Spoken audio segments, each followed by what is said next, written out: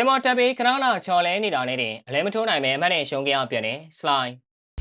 ပရိသတ်အောင်မဲမင်္ဂလာပါများကြော်ကြားမမီ sport channel ကနေအားလုံးကိုပြန်လည်ကြိုလိုက်ပါရင်မြန်မာ fighter တွေ1မှာထိုးတော့မယ်ဆိုရင်အများအားသတိထားမယ်အချက်က3ချက်ရှိပါရင်နံပါတ်1 Thai fighter နဲ့တွေ့တိုင်းအလဲထိုးပါနံပါတ်2ပွဲချိန်အတွင်းမှာအလဲထိုးပါနံပါတ်3အလဲမထိုးနိုင်တော့ knock down အသာစီးရအောင်ယူပါဆိုတာပဲဖြစ်ပါရင်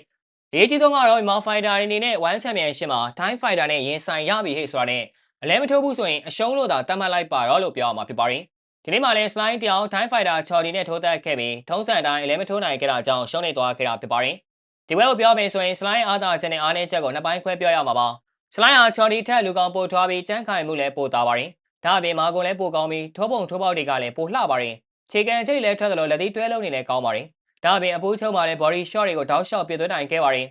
ကွင်းထဲဝင်လာတဲ့အချိန်မှာလည်းလက်ကမောင်းခက်ပြားခဲ့သလိုထိုင်းရွာဝေခရုကိုလည်းစနစ်တကျကားပြသွားခဲ့တာကြောင့်ပြန်မဲ့ Thai fighter အပေါ်မှာလေးစားမှုရှိတာကိုမြင်တွေ့ခဲ့ရသလိုပွင့်ထိုင်းချောနေတာကိုလည်းသတိထားမိခဲ့ပါရင်ဒါပေမဲ့ထုံးစံတိုင်းမြန်မာ fighter တွေအားနည်းချက်က fire and juice ဖြစ်ပါရင်မြန်မာ fighter တွေဟာခံပြီးထိုးတဲ့နေရာမှာဆရာစုဖြစ်ပေမဲ့အမှတ်ရအောင်ယူတဲ့နေရာမှာတော့အားနည်းချက်တွေရှိနေပါရင်ဒီဘက်မှာလည်း slide ဟာအဲ့ဒီပုံစံအတိုင်းပါပဲ slide ရဲ့ခြေကန်ချက်တွေလက်သီးတွဲလုံးတွေထွက်တယ်ဆိုပေမဲ့ chordy အပေါ်ထိရောက်မှုကတော်လေးအားနည်းခဲ့ပါရင်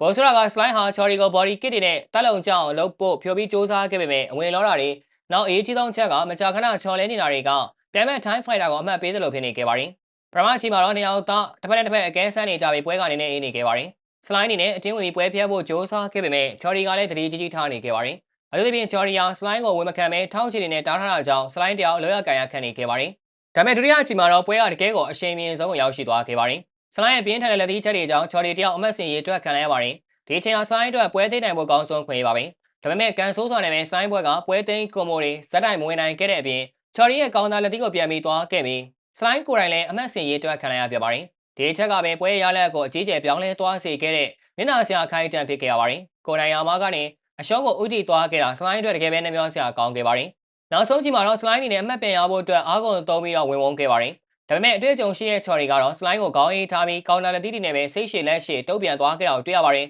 ပိုဆိုရာကတတိယအချီမှာဂျိုးဝိုင်းချမ်းမြင်ကြောင်းလားဘာကြောင့်လားတော့သိချမသိပေမဲ့ slide တယောက်ခဏခဏအခြေချော်နေခဲ့ပါရင်ဒါက slide အတွက် body kit တွေကန်ဖို့ကြိုးစားရမှာအခက်အတွေ့ခဲ့ရပါရင်ဒီအချိန်မှာ slide ရဲ့လာရကိုမြင်တွေ့ခဲ့ရပြီးအဖိုးချုံမှာလည်း body shot တွေကိုတောက်လျှောက်ပြသွင်းနိုင်ခဲ့ပါရင် chordy အနေနဲ့ slide ကို clinch တက်ယူပြီးတော့အချိန်ဆွဲဖို့ကြိုးစားခဲ့ပေမဲ့ slide ရဲ့ ဘody shot တွေကြားမှာအတော်လေးပြာခတ်သွားခဲ့တာဖြစ်ပါရင်ဒါပေမဲ့ပြဿနာက slide ဟာလည်းမထိုးနိုင်ခဲ့တာပဲဖြစ်ပါရင်ပွဲချိန်ပြီးဆုံးသွားတဲ့အချိန်မှာတော့တယောက်နဲ့တယောက်လဲထိုးနိုင်ခြင်းမရှိဘဲထုံးစံတိုင်းအမှတ်ပေးအဆုံးဖြတ်ခံယူခဲ့ရပါရင်မပေးဆုံးဖြတ်ခံယူခဲ့ရမှာတော့ Thai fighter တွေဆိုရင်အနိုင်ပေးတဲ့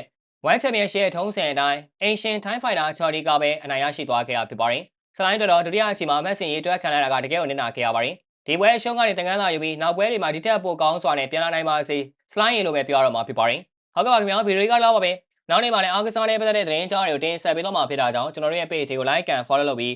ဒီဗီဒီယိုလေးကိုလည်း share ပေးကြပါဦးလို့ပြောရင်းနဲ့ညီကုန်းချုပ်လိုက်ရပါတယ်ခင်ဗျာ